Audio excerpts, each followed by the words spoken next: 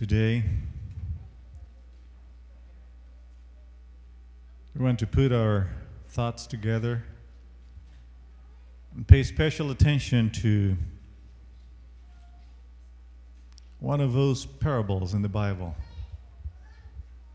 that we've listened to before, that we've probably read a few times in the past. But let's try to see what else is God trying to tell us. I heard about a consecrated Christian who used to pray this prayer just about every day. Just about every day. And this is the prayer that he prayed. So far today, God, I've done all right. I haven't gossiped. I have not lost my temper. I haven't been greedy, grumpy, nasty, selfish. I have not been overindulgent. So, God, I'm really glad about how I've done so far. And to this point, I kind of feel proud of myself. But in a few minutes, God, I'm going to get out of bed, and from then on, I don't know what's going to happen. I'm probably going to need your help. Thank you, Jesus. Amen. Have you ever prayed like? Have you ever felt praying like that? Come to me to the Gospel of Luke, chapter 18, where Jesus talks about two people praying. It's what we call the parable of a Pharisee and a tax collector. And we'll be looking into verses 9 to 13, and I've asked Sean Green to please read those verses for us. To some who were confident of their own righteousness and looked down on everybody else, Jesus told this parable. Two men went up to the temple to pray, one a Pharisee and one a tax collector. The Pharisee stood up and prayed about himself. God, I thank you that I am not like other men, robbers, evildoers, adulterers, or even like this tax collector. I fast twice a week and give a tenth of all I get. But the tax collector stood up at a distance. He would not even look up to heaven, but beat his breast and said, God, have mercy on me, a sinner. Thanks, Sean.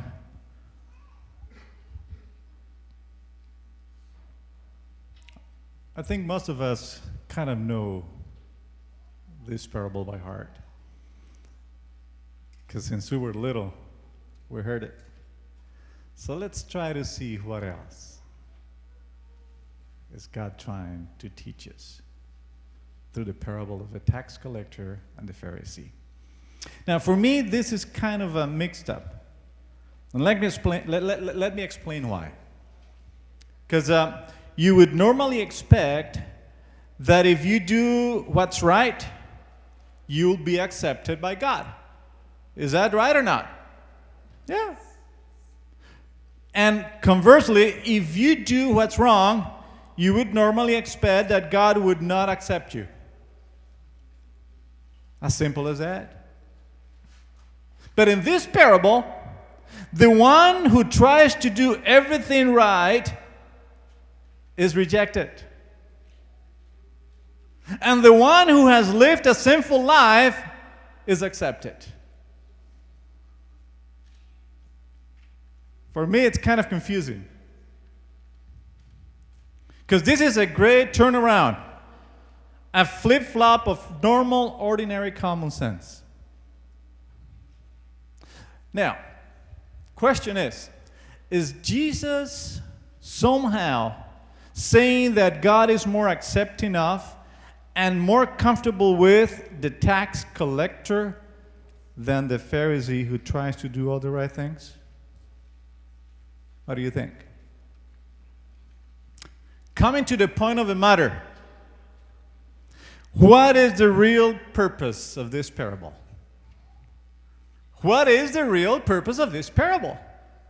Because that's what we should be asking ourselves. Well, the book of Luke, in the very first verse that was read, says that in the beginning, the purpose was to say something to those who trusted in themselves and despised others. Pay attention to the Bible. Something bad is happening here. Something must be wrong with the Pharisee. Because according to the parable, when he went home, he was what? Unjustified. The Pharisee. The one who was right in everything. Because he tells in the parable that he's not like other men. Extortionists, unjust, adulterers, tax collectors. He even says, I fast twice a week. He says, I give my tithe. I want to think that this Pharisee was consecrated, that he was dedicated to church, that he was serious about God, and he was serious about following God's commandments. But apparently, he trusted in himself and despised others. Well, he certainly despised the tax collector, didn't he? The question is, would you? Had you lived back then, had you despised the tax collector? Because you must realize that back in those days, being a tax collector, well, that's not an easy thing. They were considered the meanest. They were considered the cruelest people in society. Very similar to IRS agents.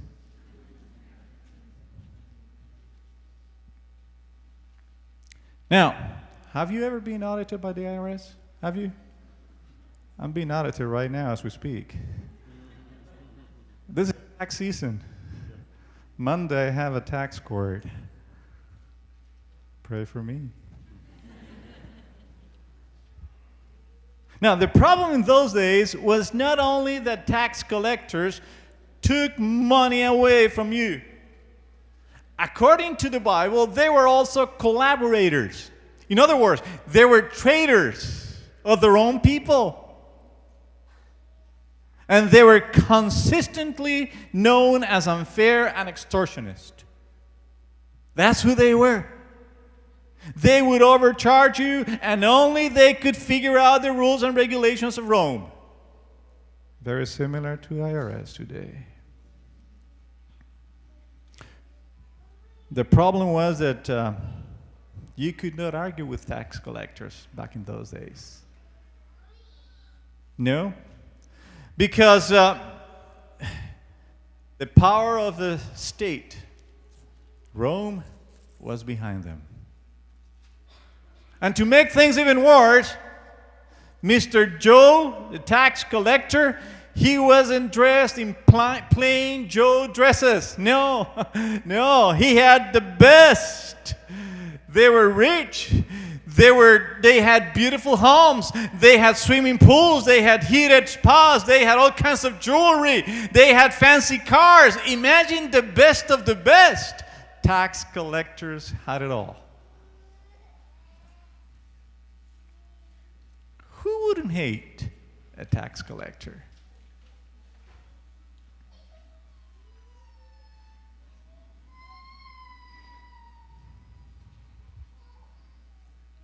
But the parable of the Pharisee and the tax collector gives a twist. That's what I want you to understand. Because even though the Pharisee seems to be a very well-behaved person, and the list of qualities and good things that he does is impressive, he goes home unjustified. Unjustified. Listen to what the Pharisee says here.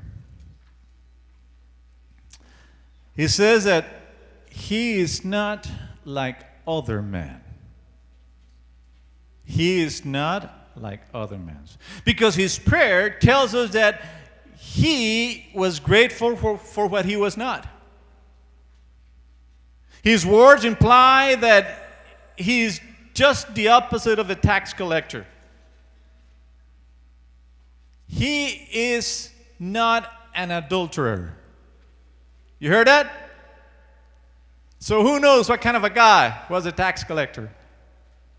But the Pharisee was not an adulterer. In other words, he was a faithful man. Faithful to his wife. Proud of it. Good for him. He had no affairs with anybody else.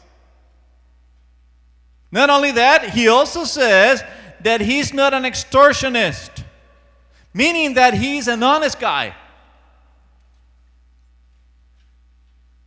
So he's faithful, he's honest. He says that he's not like unjust people. In other words, he's fair with everybody. Or at least he tries his best. If you want to ask a question to the right person, you wouldn't go to an immoral and ask about morality. No. You go to the Pharisee. You don't go to the tax collector. You go to the Pharisee and ask him about the Bible, about the Scripture, about what the Bible says, because he's the one who knows best. Because he's the one who's living the right life.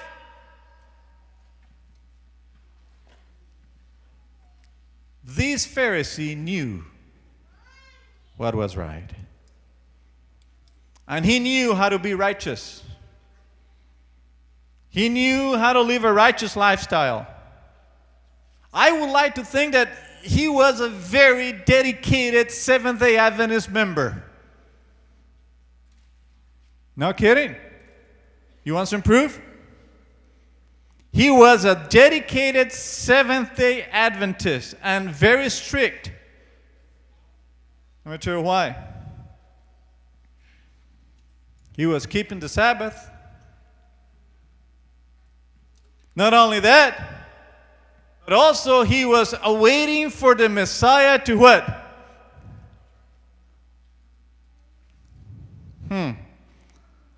So he was practicing all the right things. And he was even tithing of everything he had. The Bible says he gave his tithe back to the church. That has got to make somebody to be a really dedicated Seventh-day Adventist.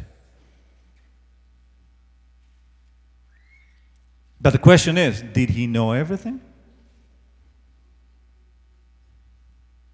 We should probably ask the Apostle Paul about this matter.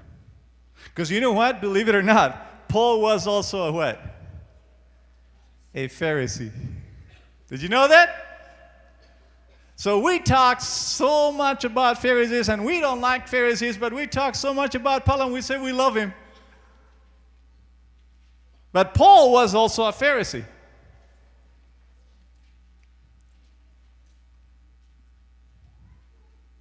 And he kind of knew everything, or he thought he did. If you look in the book of Philippians chapter 3, he tells us that if anyone could have confidence in their uprightness, if anyone could be a Pharisee, it was him. And he gives us a list of impressive credentials. Very important, so that we can understand. And he says that he was circumcised on the 8th day. Boy, for a Jew, that's a must. He was of the stock of Israel, of the tribe of Benjamin, a Hebrew of the Hebrews, concerning the law, a Pharisee. Now, Pharisees were not bad people. As a matter of fact, when you mentioned the word Pharisee, it was a good thing back in those days. Because the meaning of the word Pharisee is to be separated from unholy things.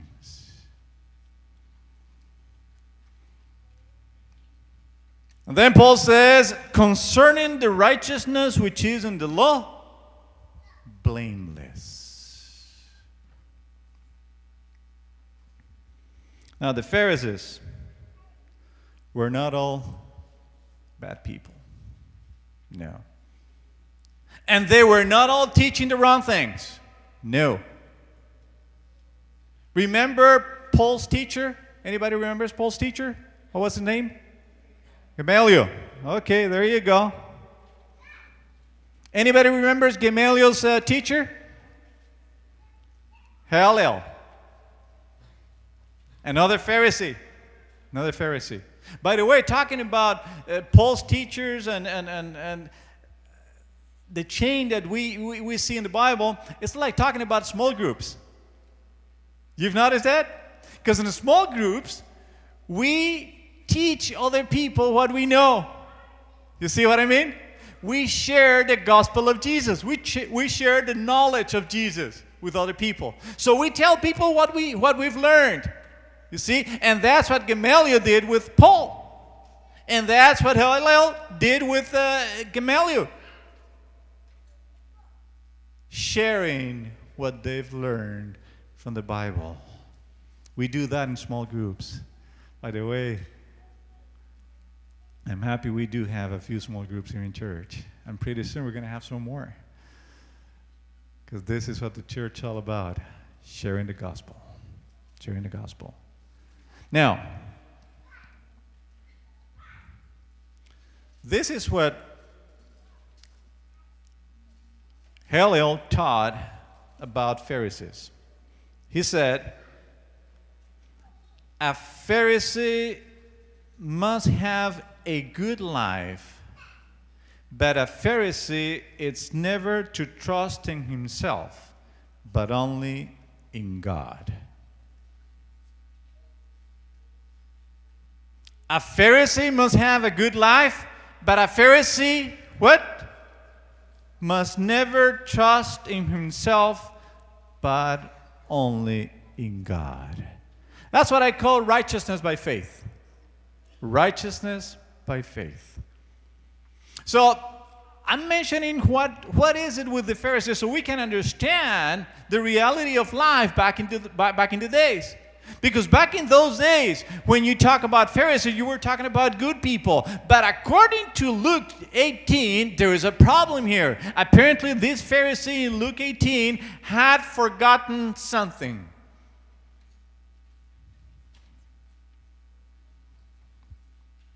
Look at the Bible again.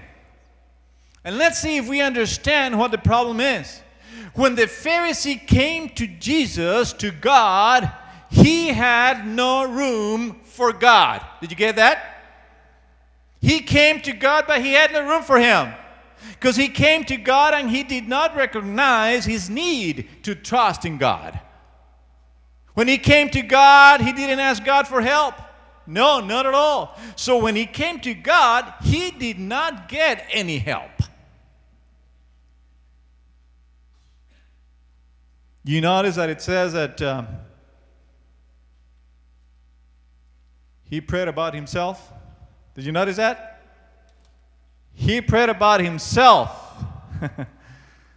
In other words, he trusted in himself and did not trust in God. He wasn't really praying to God, was he? No, he was not. All he was doing is exalting his own virtues. It was a reflection. It was a reverie of his own goodness. In other words, he trusted himself. I like to paraphrase the closing words of a parable. Those who trust in themselves will be humbled. And those who don't trust in themselves, but in God, will be exalted. So let me ask you one more thing about this parable. One more thing about this parable. What kind of God would give a parable like this in Luke chapter 18?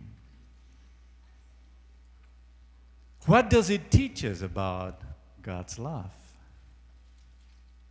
How does it talk to me today? And I could only come up with an answer.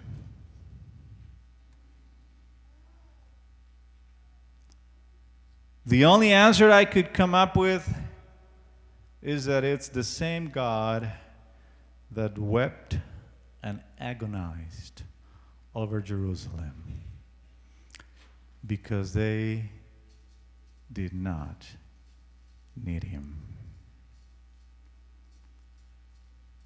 The same Jesus that was saddened to the end because the people of Jerusalem, his own people, did not recognize who he was, did not know that salvation comes only from Jesus. This is the God that I believe wants us to know that the whole point about religion is not that we can say, look at me, but instead, know him.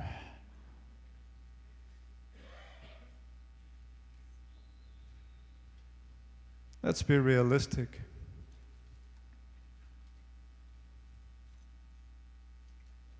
Many of us have become Pharisees. Remember, Pharisee doesn't necessarily mean that it's a bad thing. And we've become Pharisees. The way we talk, the way we act, and especially the way we treat people.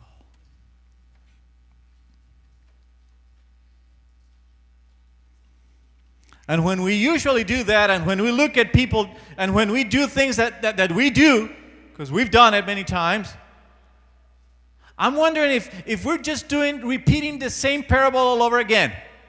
We're telling God, I thank you for who I am. I've made it. I got it all. Lord, I'm so good. Thank you, thank you.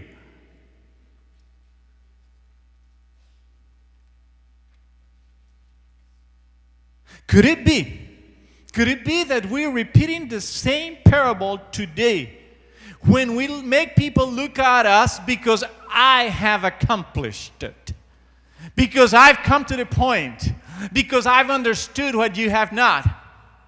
And we are just doing the same thing. Lord, here I am, look at me. And instead of that, we should be saying, He is good news.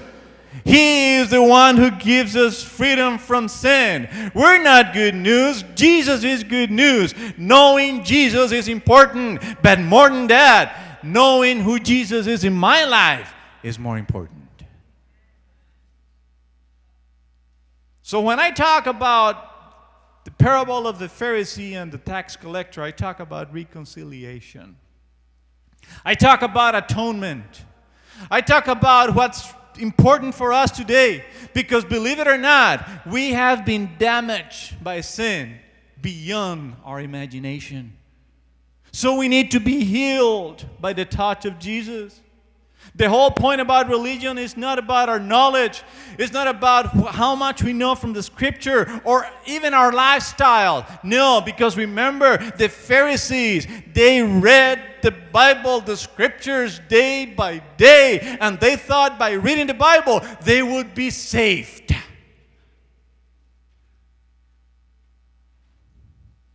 It is important to read the Bible. It is important to have a good lifestyle, but remember, that is not what saves us. So this business about living for God and religion and Christianity,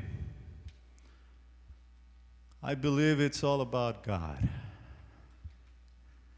And it's all about being one with God. The way I see it, religion that God commands It's not about compiling arbitrary rules upon arbitrary rules. Because God is not like that. You know what God wants? God wants our attention. God wants for us to give Him attention so He can do marvelous things in our lives. But if we don't pay attention to Him, how could we become His instruments? What I like about this parable of Luke chapter 18 is that it tells us about forgiveness, about reconciliation. And you know what? I find out that in the book of Luke chapter 18, forgiveness is not a problem for God, it's a problem for me. Heard me right?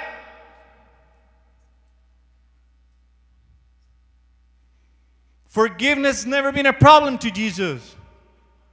Because God is forgiveness personified. That's never really the issue. The issue is what's going on deep inside my heart. What's going on deep inside my heart? I thought about a text in Psalm chapter 51, verse 7, and you've heard this text before. The sacrifices of God are two things: a broken spirit, a broken what? Heart. A broken spirit, a broken heart. These, O God, you will not despise. What do you say? What do you say? This is good news for me. Because I'm thankful for that, aren't you? This is why the tax collector went home justified. Because he understood what Christianity was all about. Because he was justified not because of what he found in him, but because what he saw in Jesus. He wasn't shouting God out as the Pharisee was. He gave his attention to God. He gave his life to God. He gave his listening to God. And then he trusted in God. So the tax collector, who was wrong in many ways in his life, according to the Bible, he turned the corner and became right on the one way that was important. The one way that was important. He knew that he needed God's help. The Pharisee did not know, or even worse, he forgot. He forgot he needed God. That's why the title of the sermon today, what did we forget? Because perhaps it's time that we wonder ourselves, what is it that we have forgotten as we live our lives as Christians? What is it that we have forgotten? What have we left aside in our Christian experience? It's easy to point fingers on the Pharisee. But remember, Pharisees were good people. And they were trying to live a good life, a righteous life.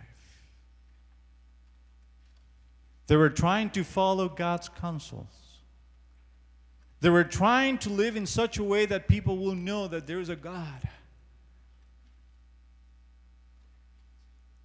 What did I forget?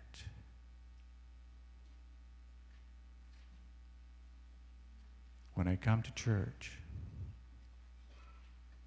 when I start looking at myself, intentionally or unintentionally, when I concentrate on my do's and don'ts, something wrong is happening.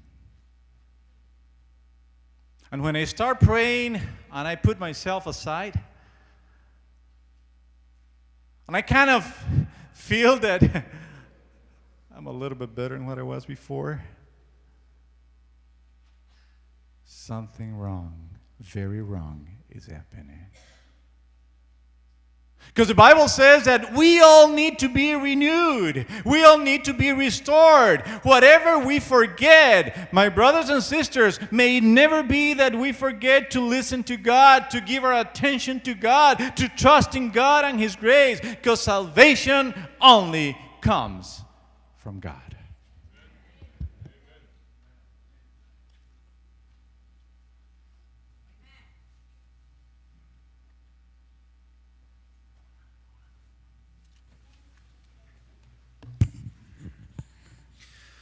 Our closing hymn today is number 499, What a Friend We Have in Jesus.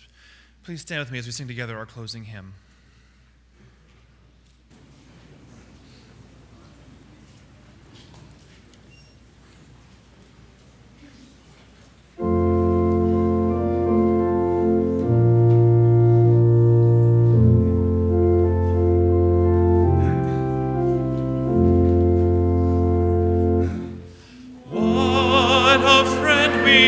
In Jesus, all our sins and griefs to bear. What a privilege to carry everything to God in prayer. Oh, what peace we often forfeit. Oh, what needless pain we bear, all because we do not carry everything to God in prayer. Have we trials and temptations? Is there trouble anywhere? We should never be discouraged. Take it to the Lord in prayer. Can we find a friend so faithful, who will all our sorrows share? Jesus knows our every weakness. Take it to the Lord in prayer. Are we weak and heavy laden, covered with a load of care? Precious Savior, still our refuge. Take it to the Lord in prayer. Do thy friends despise, forsake you? Take it to the Lord in prayer. In His arms He'll take and shield you. You will find a solace there.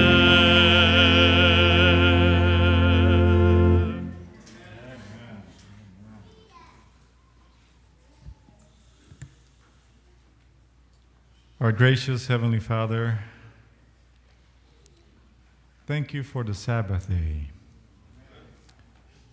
Thank you for the many blessings you have bestowed upon us. Thank you for the Bible. And thank you for the teachings of the Bible that we can apply to our lives. We want to pray to you. But we want to learn how to pray to you, to have the right attitude, to be in the right place. Not like the Pharisee, believing that we have accomplished what we need. But like the tax collector, who recognized his need of a Savior. Amen. Like the tax collector who needed to hear the words of Jesus. Like a tax collector who was willing and eager to listen what Jesus had for him. So today, Lord, we open our hearts to you, to what you've talked to us today, to what you want to keep telling us today. When we go home, we want to be like the tax collectors because we've been justified by Jesus. In his name we pray. Amen.